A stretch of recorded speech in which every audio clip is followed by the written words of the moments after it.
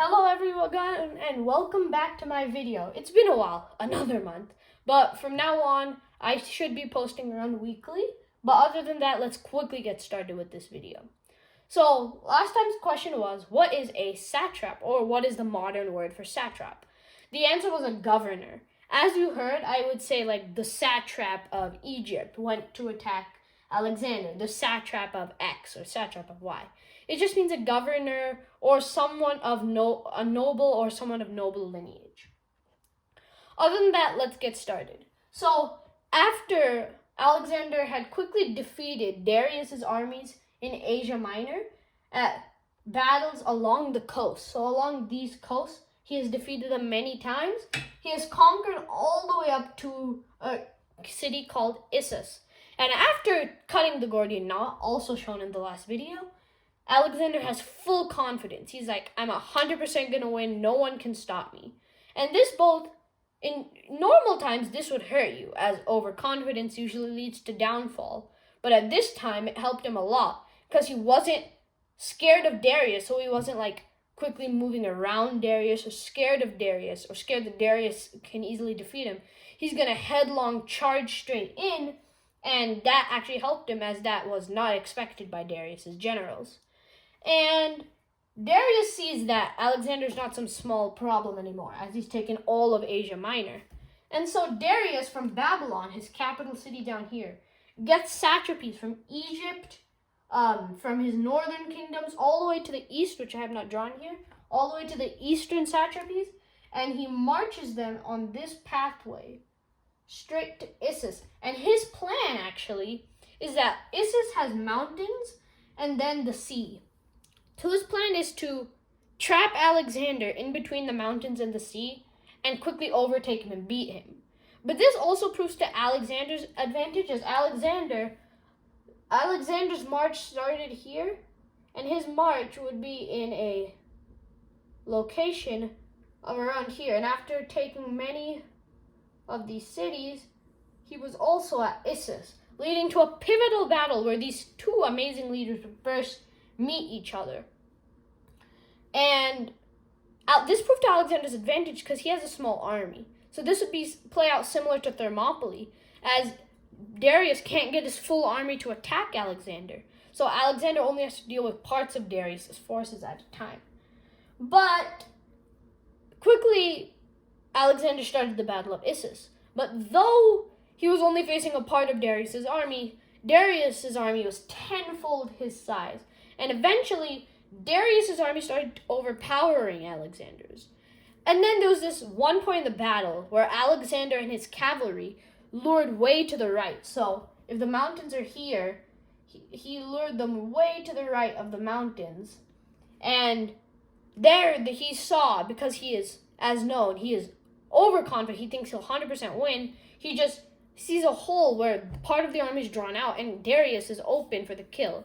As usually in Persian armies, the king is at the central point so that he was protected by all and also could easily get orders out.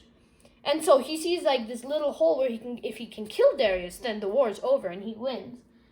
And so immediately he starts beelining for Darius. And Darius is forced to just get out of there. And as quickly as he can, he does get out of there. Now there's two problems with this.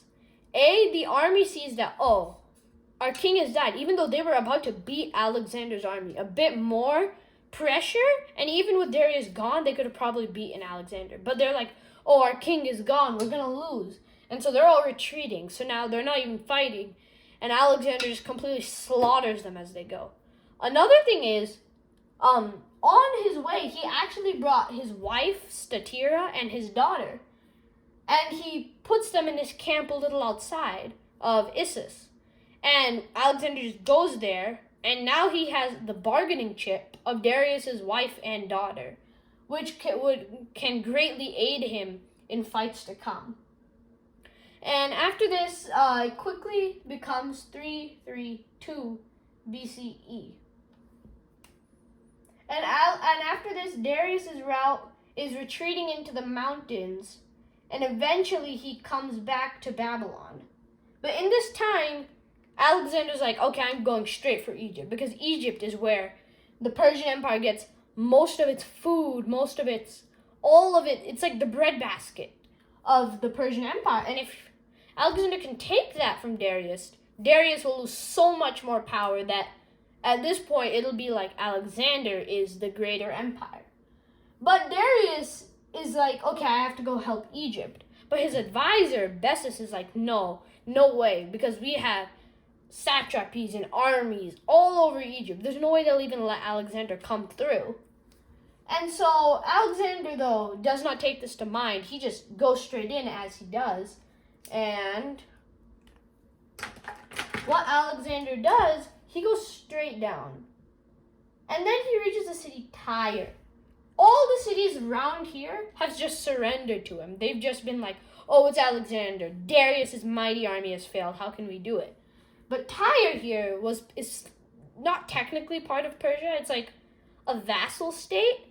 It's Phoenicia, which we have talked about in an earlier video. So go watch the Mesopotamian video if you want to know more about Phoenicia. And they're kind of like a vassal state where they're not in the Persian Empire, but like the Persian Empire basically controls them.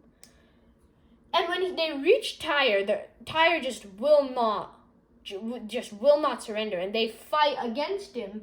And so Alexander actually sieges Tyre, and eventually, after building bridges and like months of warfare, the second he gets into Tyre, he's like, you guys didn't surrender, so he just completely massacred the entire city of Tyre. And basically, you can call this as like a dead city, as Tyre is basically erased off the map. And if you watch that Phoenicia video too, you'll also know that not all of them died. Because I told you, Phoenicia has many colonies across the Mediterranean. And so they would escape. And many of these people took their boats to places here or in North Africa, or they would go up into maybe Crete or Cyprus. And they would just, because Alexander does not have the naval superiority to rival Phoenicia, and so they would just run. And eventually some of these Phoenicians would create Carthage, which would become one of the biggest empires in the world, which we will talk about in a later video. But immediately after destroying Tyre, Alexander keeps marching down and eventually gets to this part. Current day Suez Canal, but since the canal has not been built yet, it is not the Suez Canal. And there he is blocked by as what Bessus advisors, what Bessus told Darius, a bunch of Egyptian armies. But the only thing is, after they just see Alexander and they almost completely surrender, because Darius's huge army was able to not beat Alexander. They think he's almost a god at this point. He can do anything. Why stand up to a god if you're just gonna lose? So they decide to just surrender. So at this point,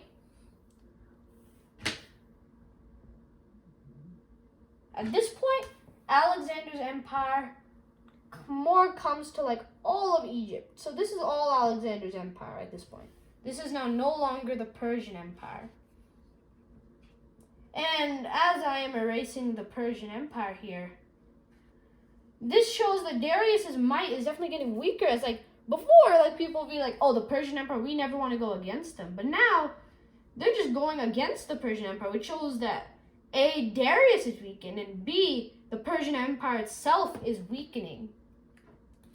And once he gets here, of course, he builds the biggest city of the time, the knowledge capital of the world at the time, Alexandria. And it's a bit big. I wrote this one a bit big. But this is Alexandria right here on the Nile. And Alexandria, this is like a show of Alexander is now the alpha of the world. And Darius in Babylon, it's almost like he himself is rivaling Babylon, which at that time was the cultural city of the world. But immediately after this, Alexander wants to see that before they crown him pharaoh in Memphis, he wants to go to Siwa,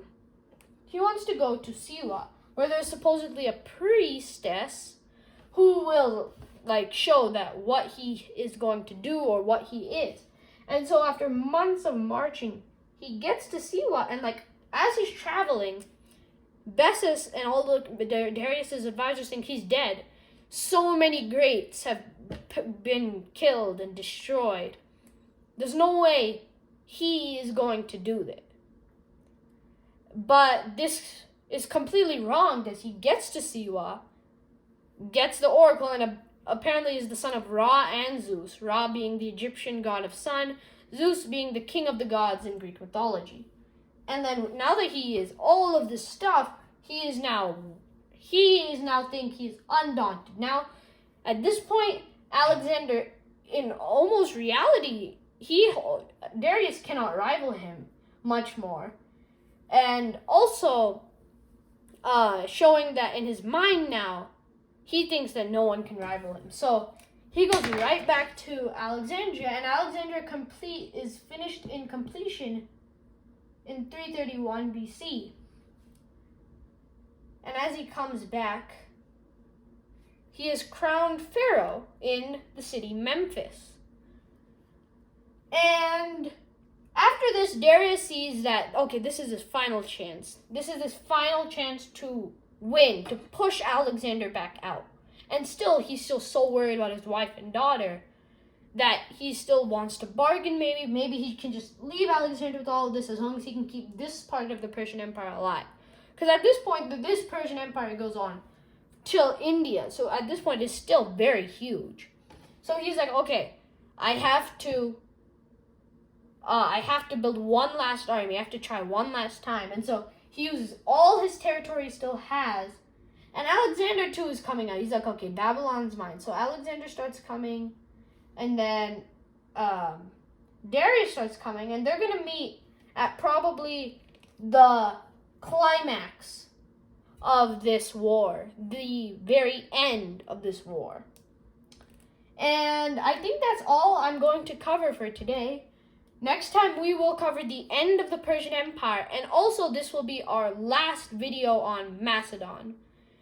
After that next video, I think we'll probably go to the Romans. So yeah, if you like the Romans, be excited for that. And tomorrow we're going to talk about these final battles in the war, and how Darius actually doesn't die in the battle. He dies in some other way. And also we'll continue on Alexander's full legacy, and we're going to talk about his successing too. And other than that, I'll give you guys this question. I have told this question maybe in our Egypt video, but this is just going to be a fun fact question. So the question is, if you guys watch that Egypt video, you guys would know that the North and South Egypt combined to make one crown. Now, so when Alexander was crowned as pharaoh, what is that crown called? Anyway, that's my only question, and I think we're done for the day. I hope you guys enjoyed this video. See you guys next time. Bye.